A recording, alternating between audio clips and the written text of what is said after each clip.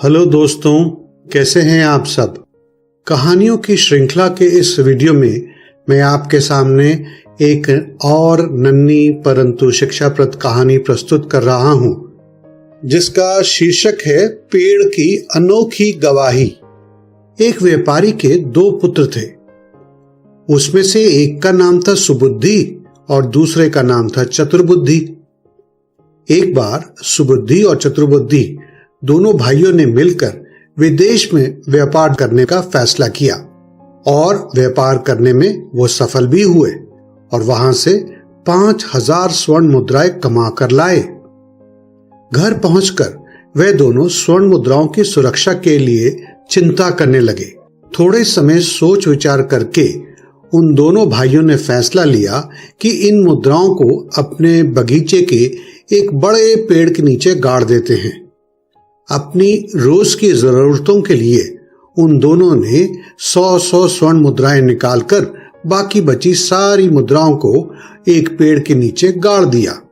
चतुर्बुद्धि एक दुष्ट प्रवृत्ति का व्यक्ति था। वे 1-2 दिन के बाद ही रात के समय पेड़ के नीचे गाड़ी गई सभी मुद्राओं को निकाल लेता है। वह सभी मुद्राओं को अपने ऐशो आराम और गलत गतिविधियों में कुछ ही दिनों में खर्च कर देता है।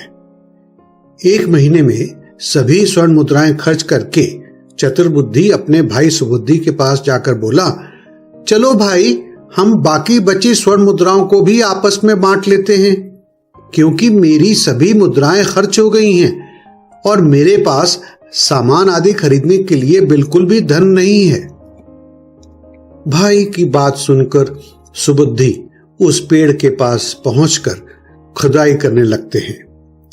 काफी खुदाई करने के बाद भी जब कुछ नहीं मिलता है तो चतुर्बुद्धि नकली गुस्से को दिखाते हुए बोलता है, मुझे लगता है तुमने सारी स्वर्ण मुद्राएं पहले से ही मुझे बिना बताए निकाल ली हैं, इसलिए अब तुम्हें मुझे मेरे हिस्से की मुद्राएं देनी ही होंगी।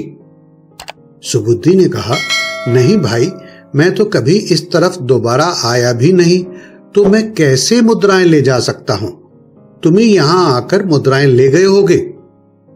मुद्राओं को लेकर दोनों भाइयों के बीच बहस बहुत अधिक बढ़ जाती है।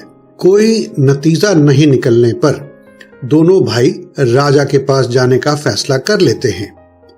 चतुर्बुद्धि बहुत चालाक तो था ही। उसने अपना पक्ष मजबूत करने के लिए राजा के पास जाने से पहले अपना सिर स्वयं ही फोड़ लिया।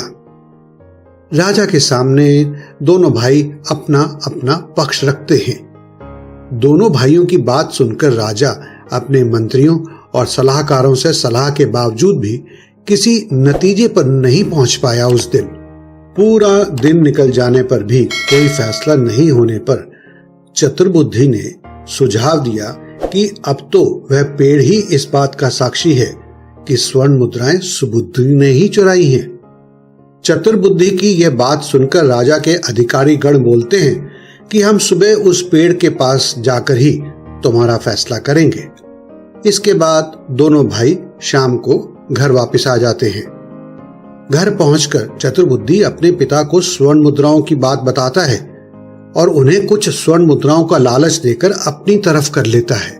चतुर्बुद्धि अपने पिता से कहता है कि आप सुबह उस पेड़ की ओट में छुपकर मेरा पक्ष लीजिएगा। व्यापारी अपने बेटे की बात मानकर रात को ही उस पेड़ की ओट में छिप जाता है। सुबह के समय दोनों भाई और राजा के अधिकारी गण उस पेड़ के पास पहुंचकर पेड़ से पूछते हैं कि स्वर्ण मुद्राएं किसने चुराई हैं। पेड़ की ओट से व्यापारी भारी और नकली आवाज में बोला, मुद्राएं सुबुद्धि ने चुराई हैं।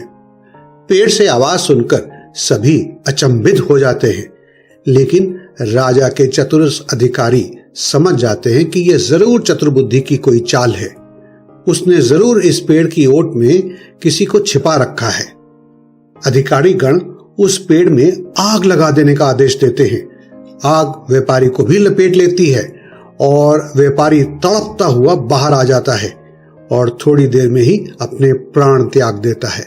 राजा के अधिकारी गण ये सब नजारा देखकर सब कुछ समझ जाते हैं और राजा के पास जाकर वे राजा को सारी बात बता देते हैं। राजा सुबुद्धि को सारी मुद्राएं देकर आदर सत्कार के साथ घर भेज देते हैं और चतुर्बुद्धि को उसके किए की सजा के रूप में कारावास की सजा सुनाते हैं। तो दोस्तों, कैसी लगी आपको ये कहानी? मैं आशा करता हूं कि आपको ये वीडियो और इस चैनल के अन्य वीडियोस जिन पर कहानियां होती हैं आपको बहुत अच्छे लगते हैं और कहीं ना कहीं आपको बहुत अच्छी प्रेरणा भी मिलती है।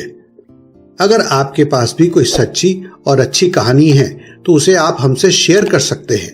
हम आपका नाम लेकर उसको वीडियो के रूप में इस चैनल पर अपलोड करेंगे और इससे बहुत सारे लोगों को फायदा भी मिलेगा, प्रेरणा भी मिलेगी। इस वीडियो को अंत तक देखने के लिए आपका बहुत बहुत शुक्रिया।